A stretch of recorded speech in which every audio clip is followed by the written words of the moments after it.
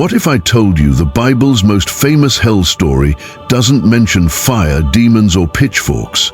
In fact, have you ever heard a preacher thunder about the fires of hell, describing souls writhing in eternal torment? It's a vivid image, but is that really what Jesus had in mind when he told the parable of two men? Let me ask you something. If Jesus told the story about two men, one who went to paradise and one who woke up in fire, would you be willing to hear every word, even if it broke your heart? Today we step into a story that reveals the hidden truth about hell, the truth many churches avoid. But Jesus didn't, and neither will we. It begins not in fire, not in punishment, but in a mansion. A mansion with golden walls, a grand gate, servants, luxury, and a man. A man whose name we do not know, because in eternity, heaven remembers the humble. Hell forgets the proud. But outside his gate lay another man, one we do know. His name was Lazarus. He was sick, he was hungry, he was dying, and he was invisible to everyone but God. Every day the rich man walked past Lazarus.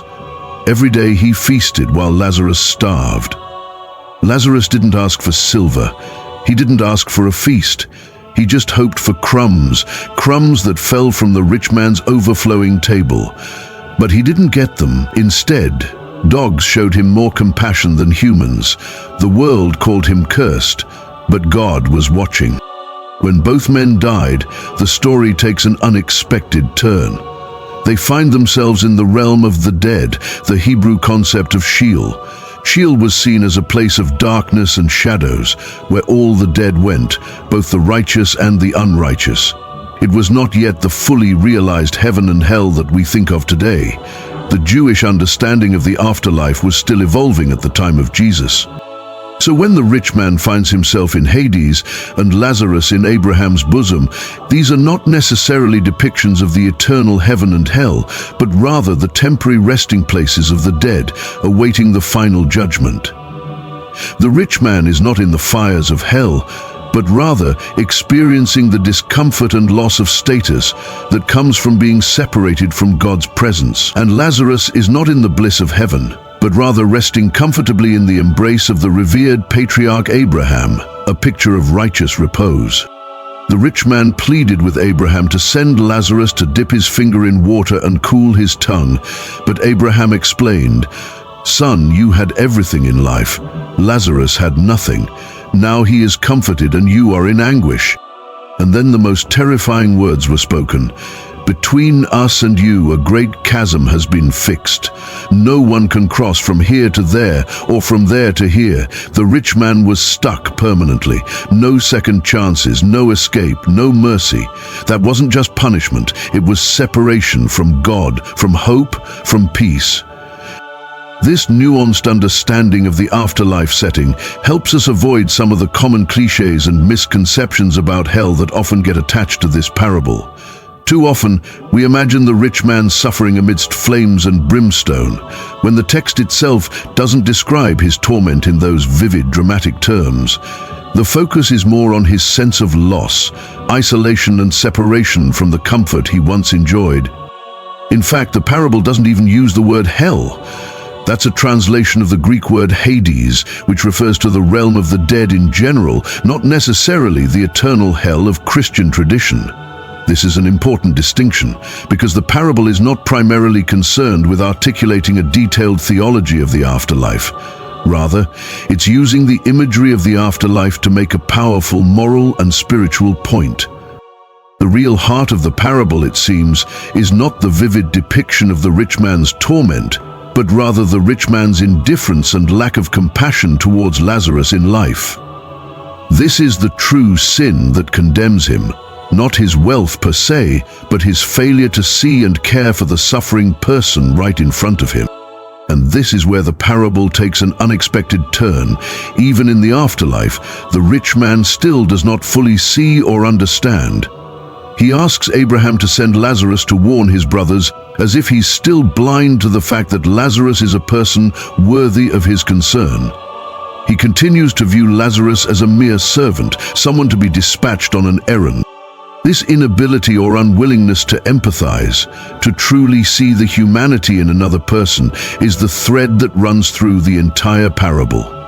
The rich man's condemnation isn't primarily about his wealth or eternal punishment, but about the spiritual blindness and hardness of heart that wealth and privilege can sometimes produce. To really grasp the full significance of this parable, it also helps to understand the cultural and historical context in which Jesus told it. The parable is addressed specifically to the Pharisees, who are described as lovers of money, Luke 16:14. The Pharisees were the religious elite of Jesus' day, respected teachers of the law who sought to uphold the highest standards of Jewish piety and observance. But Jesus repeatedly challenges their self-righteousness and lack of compassion, especially towards the poor and marginalized. In this parable, he seems to be calling out the Pharisees' tendency to value status, wealth, and outward religious observance over the weightier matters of justice and mercy. It's also worth noting that the concept of Sheol, the realm of the dead, held a different meaning for Jews in Jesus' time than the fully developed Christian notions of heaven and hell. In the Hebrew scriptures, Sheol was depicted as a gloomy, shadowy underworld where all the dead went, without distinction between the righteous and the unrighteous. It was only later, during the intertestamental period between the Old and New Testaments, that Jewish thinking about the afterlife began to evolve, with the emergence of concepts like paradise, Gehenna, hell, and the resurrection of the body. So when Jesus tells this parable, he's drawing on this evolving Jewish understanding of the afterlife, not necessarily affirming a fully fledged Christian theology of heaven and hell. One of the most striking details in the parable is the image of Lazarus resting in Abraham's bosom. This is a rich and evocative symbol that would have resonated deeply with Jesus' original Jewish audience. In Jewish tradition, to be in the bosom or embrace of Abraham was a metaphor for the highest state of blessedness and honor in the afterlife. It pictured the righteous dead resting peacefully in the embrace of the revered patriarch Abraham, the father of the Jewish people. It was a symbol of being welcomed into God's presence and eternal rest. So when Lazarus is depicted as resting in Abraham's bosom, it's not just a generic depiction of heaven, but a powerful statement about his righteous status and the welcoming embrace of God. Despite his poverty and suffering in life, Lazarus is now the one who is truly honored and comforted, while the once wealthy and privileged rich man finds himself in a state of deprivation and isolation. This dramatic reversal is a core theme in Jesus' teaching. Time and again he challenges the conventional wisdom that wealth, status, and outward religiosity are the marks of God's favor. Instead, he celebrates the poor, the humble, and the marginalized, those who, like Lazarus, have learned to depend wholly on God's mercy and grace. The image of Abraham's bosom also speaks to the rich man's continued inability to truly see Lazarus as an equal, even in the afterlife. The rich man still addresses Abraham as if he's a servant who can be dispatched to fetch Lazarus and do his bidding. He still doesn't grasp the profound dignity and honor that Lazarus now enjoys. Another key detail in the parable is the great chasm that is said to exist between the rich man and Lazarus, preventing any movement or communication between them. This image of an impassable divide has often been interpreted as a literal depiction of the separation between heaven and hell.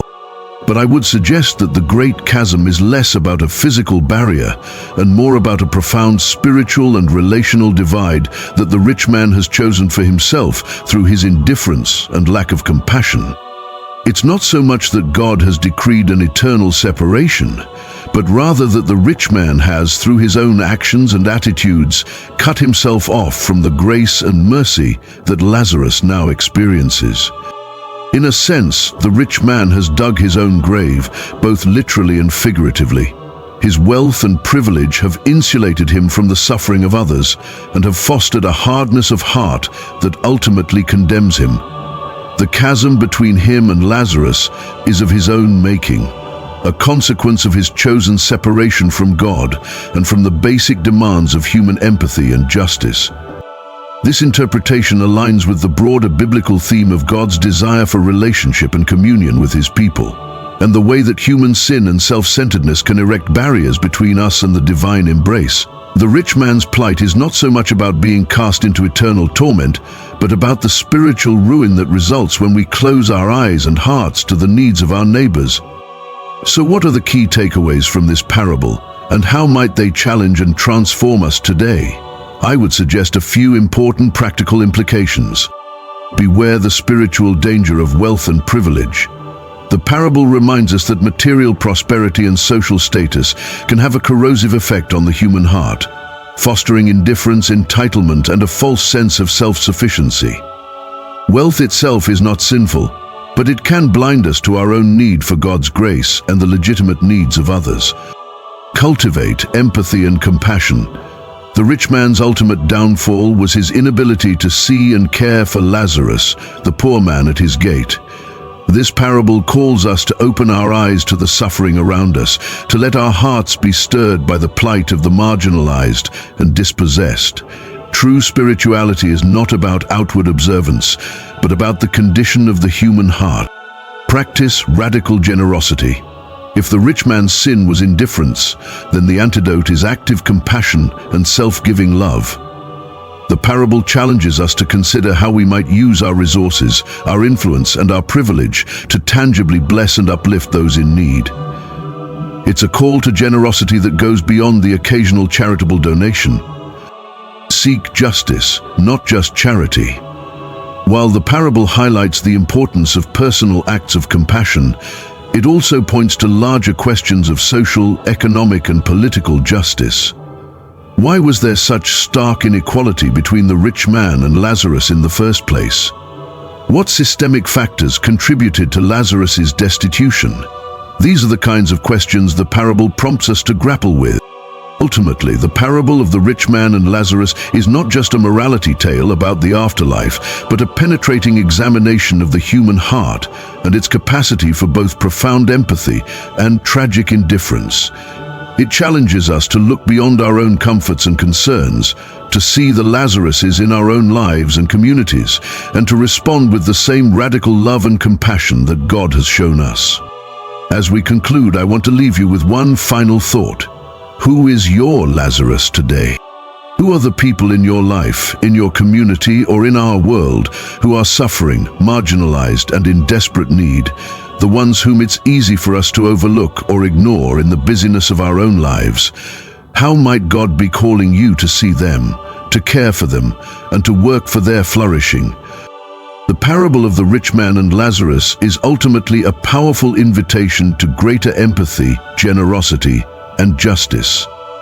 It challenges us to let go of the spiritual blinders that our wealth and privilege can create, and to embrace the kind of expansive, self-giving love that marks the heart of God Himself. So, as you leave here today, I encourage you to ponder this question. Who is your Lazarus, and how might you respond to their need with the compassion of Christ? Because the truth is, the way we answer that question could make all the difference, not just in their lives, but in the depths of our own souls as well.